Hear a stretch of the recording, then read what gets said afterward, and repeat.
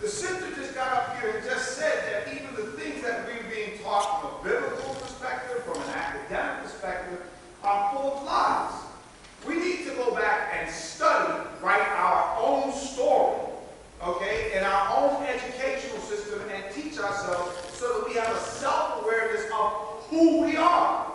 We still walk around with slave masters' names, wearing slave masters' clothes, in a slave master's institution, slave master's educational system. We need to come out of that and become whole. That's part of healing. If we keep going back to the same thing that oppressed us, why should we change?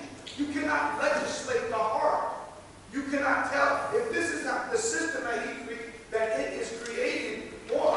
Don't try to change the victim. Let it be what it is. Create our own. Have our own teachers. Which means that we need to do some due diligence. Go back and do some of our own studying on our own. Check the authors of the books that are disseminating the information to us that we get to read to. Am I making sense to you are. So can I respond to what you just said? Okay, so I was trying to go down the list. So hang on 1 second. The truth of the matter is there are 350 million persons in the U.S., right? So there's a lot of diversity. A lot of the experiences that we have is very common. So I do agree that there has to be some recalibration of what people experience, some rewriting of the history. But I'll give you an example. When I was in school 20 years ago, there was nothing that was called cultural responsive education. So really everything I learned was appropriately or inappropriately, was really all based upon their history. I didn't learn anything like one young person said. I knew nothing about African American history. I knew nothing about that. So part of the way we change the system, I think, is to become, as educators, that we are involved so that you change the curriculum, whether it's in education, in health, that you create systems and programs that are culturally responsive.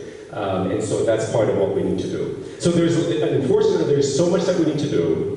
But what we wanted to leave people with are specific action steps, because I think what happens is you become so overwhelmed with it's education, it's a system, it's a legal system, it's